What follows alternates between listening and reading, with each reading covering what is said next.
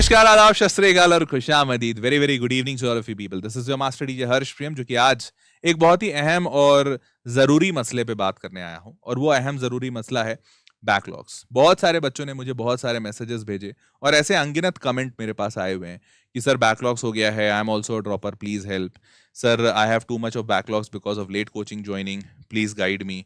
फिर how to clear backlogs parallelly with daily studies. ऐसे बहुत सारे सेशंस मेरे पास आए हैं और ये सारे प्रॉब्लम्स को देखकर मेरे को एक ही बात महसूस हुई कि बैकलॉग्स बोलने में एक छोटा शब्द है, या टीचर के नजरों में ये एक ऐसा समस्या है जो बच्चों ने खुद ही पैदा किया है, तो वो खुद ही डील करें। लेकिन समस्या बहुत बड़ी है और बच्चा इससे बहुत परेशान है। इन कमेंट से साफ समझ में आता है। तो आज इसी प्रॉब्लम का सोल्यूशन लेने के लिए मैंने ये सेशंस बनाया जेई बैकलॉग्स का। तो चलिए शुरू करते हैं इस सेशन को। तो सबसे पहले तो समझना पड़ेगा कि is it such a serious problem. तो देखो, ध्यान से समझो, प्रॉब्लम सीरियस है या नहीं है। लेकिन अगर तुम परेशान हो, अगर बच्चा परेशान है, तुम्हारी मनस्थिति खराब है, तुम्हारे मेंटल हेल्थ पे इससे असर पड़ रहा है, तो हर हाल में प्रॉब्लम बड़ा है। जैसे कहते हैं ना कि कई लोग कहते हैं बॉयफ्रेंड गर्लफ्रेंड का इशू इतना बड़ा इशू नहीं है, परेशान होने वाली बात नहीं है, ये तो आते जाते हो जाता है, इस उम्र में हो जाता है, फिर तुम आगे बढ़ जाओगे। लेकिन कोई इंसान अगर बहुत परेशान है और वो कुछ बहुत बड़ा कदम उठा ले रहा है, मतलब उसके लिए ये समस्या बहुत बड़ी है। तो ये इसका मतलब समस्या एड्रेस होनी चाहिए। तो चलिए इसको सबसे पहले एड्रेस करते हैं। अब ध्यान से समझिए आपको करना क्या चाहिए इस प्रॉब्लम से जूझने के लिए। तो करना बड़ा सिंपल सा है। आप जो भी टॉपिक, टाइटल, चैप्टर आपका जो छूट गया है, जो बैकलॉग में है, आप सबसे पहले उसके लिए ईएमडी टैगिंग कीजिए। नंबर 1 आपका यही होना चाहिए। आप उसको ईएमडी टैगिंग करोगे। ईएमडी का मतलब क्या? Easy, medium, difficult. वो चैप्टर, वो टाइटल, वो टॉपिक इजी है, मीडियम लेवल पे है या डिफिकल्ट लेवल पे, आपको सबसे पहले ये टैगिंग करनी है। ये जैसे ही आपने कर दिया, फिर आप देखिए कि वो जो टॉपिक है, टाइटल है, चैप्टर है, वो वेटेज वाइज कैसा है। क्या वेटेज में हाई वेटेज है, या मीडियम वेटेज है, या लो वेटेज है। ये टैगिंग करना भी बहुत ज्यादा जरूरी है, क्योंकि तभी आपको पता चलेगा कि जो चैप्टर आप पढ़ रहे हैं उसमें आपको कितना वक्त देने की आवश्यकता है। एग्जाम्पल के तौर पे लीनियर प्रोग्रामिंग नाम का एक चैप्टर है 12वीं कक्षा में। वो वेटेज वाइज हाई है, लेकिन बहुत ही ईजी टॉपिक है। तो इजी टैगिंग और हाई वेटेज है, तो इसका मतलब आपको वो चैप्टर सबसे पहले करना चाहिए। हाँ, अब दूसरा चैप्टर मैं नाम के हिसाब से बताऊं तो इंटीग्रेशन है। इंटीग्रेशन मीडियम वेटेज पे है, मीडियम वेटेज पे है, या फिर हाँ मीडियम वेटेज पे है, लेकिन टैगिंग में डिफिकल्ट है, बहुत ज्यादा डिफिकल्ट पड़ता है। तो डिफिकल्ट टैगिंग और मीडियम वेटेज आपको नहीं करना चाहिए। ऑन द कॉन्ट्ररी, अगर मैं एरिया अंडर कर्व बात करूं, एप्लीकेशंस ऑफ इंटीग्रेशन की बात करूं, तो area under curve application of integrations आपका मीडियम लेवल पे टैग करता है, लेकिन वेटेज हाई रखता है, तो आपको हर हाल में करना चाहिए। तो आप इस तरीके से कॉम्बिनेशंस बना लीजिए अपने हाईएस्ट वेटेज टॉपिक्स का, और जो इजी है हाईएस्ट वेटेज में वो सबसे पहले होना चाहिए, जो मीडियम लेवल है हाईएस्ट वेटेज में या मीडियम वेटेज में वो दूसरे नंबर पे होना चाहिए, फिर लो वेटेज डिफिकल्ट या लो वेटेज इजी, ऐसा होना चाहिए। ठीक है। और तीसरा, आपको 80-20 रूल फॉलो करना चाहिए। 80-20 रूल क्या होता है, चलिए देखते हैं। अब एक एक करके मैं बताता हूं सारी चीजें, पूरा स्टेप बाय स्टेप, कि आपको कैसे इस प्रॉब्लम को ठीक करना है और इसमें 80-20 रूल कैसे मदद करेगा। ध्यान से देखिए। सबसे पहले सारे के सारे चैप्टर्स को लिख लीजिए जो जो पेंडिंग है आपके। ठीक है, लिख लिया। आपके ध्यान में भी होंगे जो जो चैप्टर्स आपके पेंडिंग है या आपने नहीं पढ़े हैं। लिखने के बाद डू ईएमडी टैगिंग, ये मैंने आपको बता दिया। तीसरा, हाई वेटेज टैगिंग के लिए कर लीजिए। इसके लिए मैंने 2 सेशंस ऑलरेडी लिए हैं, बाहुबली टॉपिक्स, क्लास 11th के लिए भी, 12th के लिए भी। तो आप इन सेशंस को देख लीजिए अगर आपको वेटेज नहीं पता है। अब 80-20 रूल क्या है, आइए बताते हैं। 80-20 रूल पे ध्यान दीजिए। 3 मोस्ट इंपॉर्टेंट टिप्स बता रहा हूं 80-20 रूल का। तो देखो, 80-20 रूल का मतलब ये है कि आपको, हम जब भी आप पढ़ाई कर रहे हो, तो आप अपने 80% टाइम में जो आपका करंट पढ़ाई चल रहा है, करंट टॉपिक या करंट स्टडी जो हो रहा है, आपको उसी को पढ़ना है 80% टाइम में। और सिर्फ 20% टाइम में आपको बैकलॉग्स करना है। 20% टाइम में आपको बैकलॉग करना है। यही है 80-20 रूल, कि आप अपना 80% समय करंट टॉपिक जो चल रहा है उस पर दीजिए और सिर्फ 20% टाइम बैकलॉग्स पे दीजिए।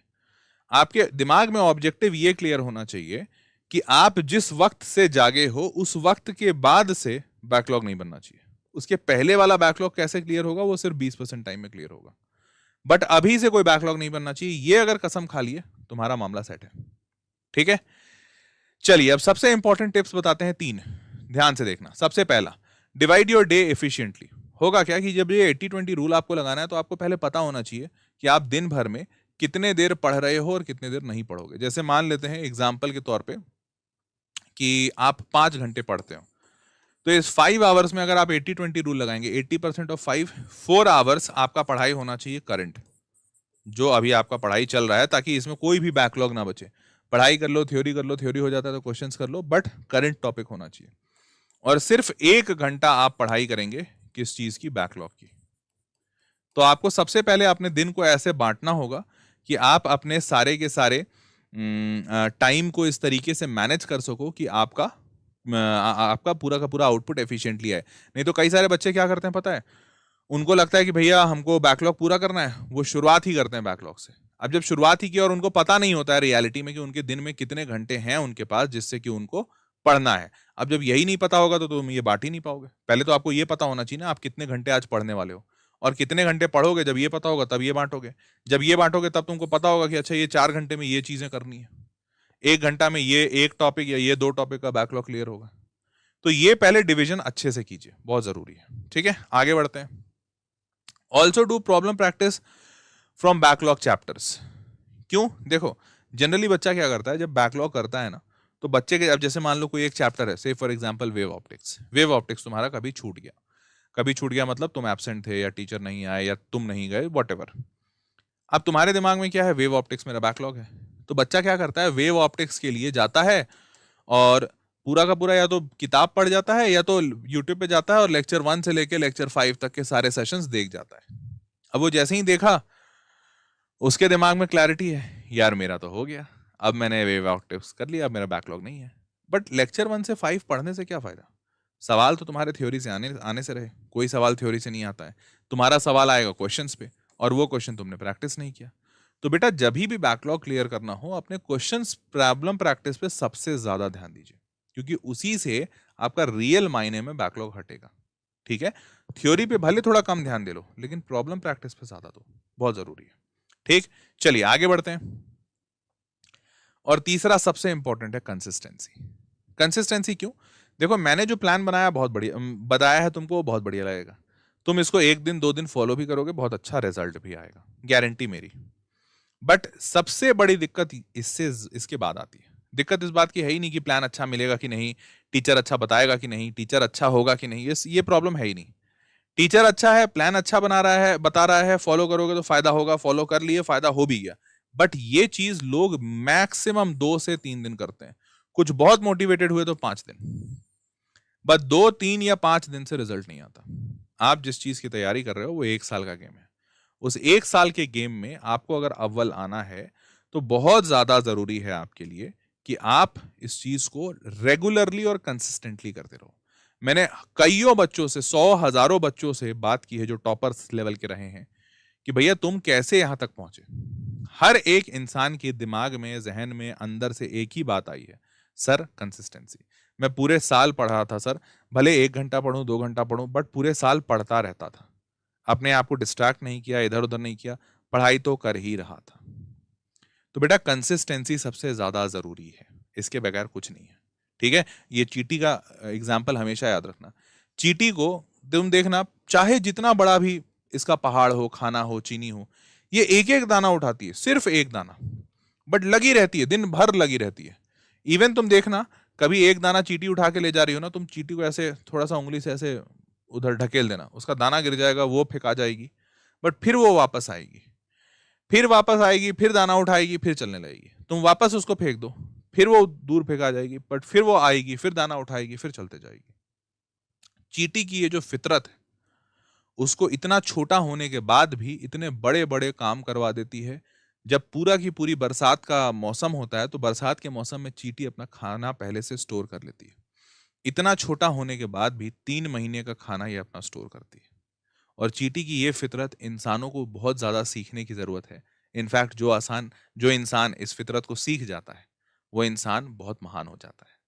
तो आप भी चींटी के इस फितरत को जरूर सीखिएगा। ठीक है, तो सारे लोग अब महसूस कर पा रहे हैं कि हाँ बैकलॉग क्लियर हो जाएगा। कोई भी दिक्कत हो जो मुझसे चाहते हो कि सर इसका सोल्यूशन दे दो, इस पे वीडियो बना दो, वो सब तुम बेझिझक होकर नीचे कमेंट बॉक्स में लिख सकते हो।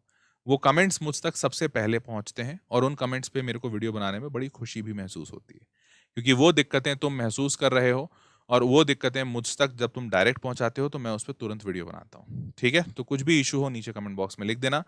अगर आपका इशू सारे बच्चों का प्रॉब्लम होगा तो वो सारे बच्चे उस कमेंट को सपोर्ट कर देंगे, तो मुझे सबसे जल्दी दिखेगा और उस पर वीडियो बना दूंगा। ठीक है, तो आज का ये सेशन यहीं तक था। अलविदा कहता हूँ, मुलाकात करेंगे अगले सेशन में। तब तक के लिए ख्याल रखिए और अपने अच्छे से पढ़ाई करते रहिए। मैं आपके साथ हमेशा हूँ। मिलते हैं अगले वीडियो में। Bye bye.